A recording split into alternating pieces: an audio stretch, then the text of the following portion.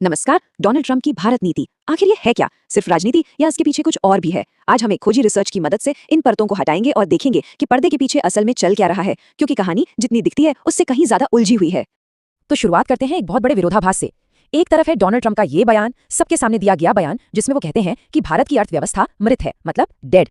और दूसरी तरफ ये नंबर देखिए, 175 करोड़ रुपए। और जानते हैं ये पैसा कहां से आया? रिसर्च के मुताबिक ये पैसा ट्रंप ऑर्गेनाइजेशन ने पिछले 10 सालों में उसी मृत अर्थव्यवस्था वाले देश यानी भारत से कमाया है। तो सवाल तो उठता है ना, कि इस पहेली के पीछे की असल कहानी क्या है। चलिए आज इसी को समझने की कोशिश करते हैं। ठीक है, तो इस पूरी कहानी को समझने के लिए हम इसे 5 हिस्सों में देखेंगे। सबसे पहले भारत में ट्रंप का बिजनेस एम्पायर, फिर बात करेंगे ईगो और अपमान की पॉलिटिक्स की। इसके बाद आएगा पाकिस्तान कनेक्शन, जिसमें तेल और क्रिप्टो शामिल हैं। फिर देखेंगे कि कैसे इन सब का असर पॉलिसी पर पड़ा, और आखिर में इन सब को जोड़कर देखेंगे कि असली तस्वीर क्या बनती है।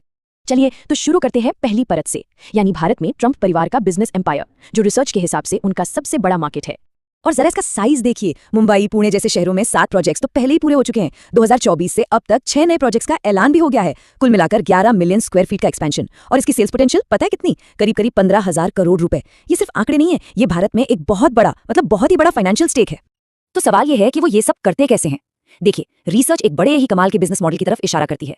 ट्रंप ऑर्गेनाइजेशन अपना खुद का पैसा, मतलब 1 रुपया भी इन प्रोजेक्ट्स में नहीं लगाती।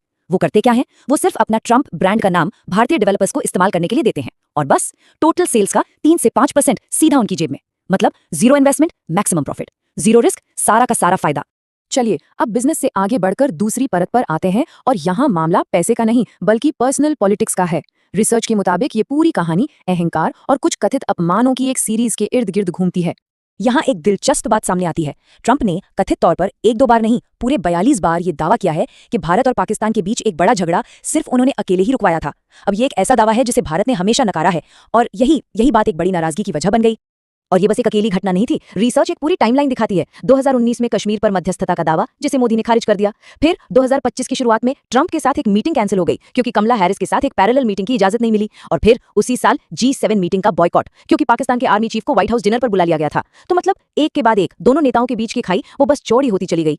और फिर जून 2025 में एक फोन कॉल पर बात अपने पीक पर पहुंच गई। रिसर्च के अनुसार ट्रंप ने पीएम मोदी से कथित तौर पर कहा, पाकिस्तान मुझे नोबेल प्राइज के लिए नॉमिनेट कर रहा है, आपको भी करना चाहिए। जाहिर है इस रिक्वेस्ट को मना कर दिया गया, और ये पर्सनल रिश्ते में एक और बड़ी दरार साबित हुई। अब कहानी में एक और एंगल जुड़ता है, पाकिस्तान का। ये हमारी तीसरी परत है, जो ट्रंप परिवार के पाकिस्तान में हुए कुछ बिजनेस डील्स को सामने लाती है, और यहीं से हितों के टकराव यानी कॉन्फ्लिक्ट ऑफ इंटरेस्ट का मामला बनता है। तो बात हो रही है एक क्रिप्टो डील की।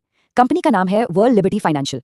इसमें ट्रंप परिवार का 60% स्टेक है, और इस कंपनी ने पाकिस्तान क्रिप्टो काउंसिल के साथ एक एग्रीमेंट साइन किया।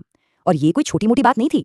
इस डील के लिए एरिक ट्रंप, डोनाल्ड जूनियर और जेरेड कुशनर जैसे बड़े नाम पाकिस्तान के पीएम शहबाज शरीफ और आर्मी चीफ आसिम मुनीर तक से मिले।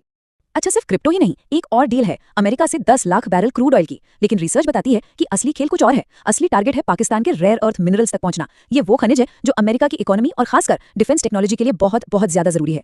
तो अब हम आते हैं अपनी चौथी परत पर। सवाल ये है कि ये सारे factors, business, personal ego, Pakistan connection, ये सब मिलकर आखिर अमेरिका की ऑफिशियल पॉलिसी को कैसे शक्ल देते हैं। टैरिफ पॉलिसी को ही देख लीजिए, जो फर्क है वो साफ नजर आता है। भारत पर टैरिफ है 50%, ये अमेरिका के किसी भी पार्टनर देश के लिए सबसे ज्यादा है। और इसकी तुलना में चीन पर कितना? 30%, और पाकिस्तान पर सिर्फ 19%। फर्क कितना बड़ा है ये साफ है। अब बात करते हैं H1B वीजा की। जो बदलाव हुआ उससे पहले इसकी सालाना फीस थी $1,500, और फिर अचानक से ये फीस बढ़कर हो गई $1 लाख, यानी हर साल के करीब 88 लाख रुपए। ये 6,600% का उछाल था, मतलब जबरदस्त बढ़ोतरी। और ये एक ऐसी पॉलिसी थी जिसका सबसे ज्यादा और सीधा असर भारतीय टेक प्रोफेशनल्स पर पड़ा। क्यों? क्योंकि H1B वीजा होल्डर्स में से 71% भारतीय ही तो हैं। तो असली तस्वीर क्या है? अब इन सारी परतों को एक साथ जोड़ते हैं और देखते हैं कि रिसर्च के मुताबिक इस पूरी पॉलिसी के पीछे की असली वजह है, असली मोटिवेशंस क्या है। तो देखिए, रिसर्च का जो निचोड़ है वो इस चार्ट में साफ दिखता है। इसके हिसाब से इस पूरी पॉलिसी को चलाने वाली सबसे बड़ी ताकतें हैं बिजनेस इंटरेस्ट्स और पर्सनल ईगो, जबकि जियोपॉलिटिकल स्ट्रैटेजी वो तो बस एक बहुत छोटा सा हिस्सा है।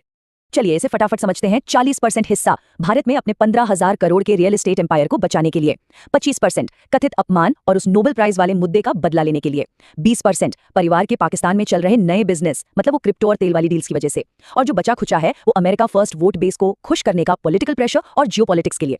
तो आखिर में ये पूरी रिसर्च हमें एक बड़े सवाल पर लाकर छोड़ देती है कि ये जो नीतियां बन रही हैं वो देश के हित यानी नेशनल इंटरेस्ट को देखकर बन रही हैं, या फिर किसी के पर्सनल इंटरेस्ट के लिए। और शायद इसका जवाब इन दोनों के कहीं बीच में ही छुपा हुआ है।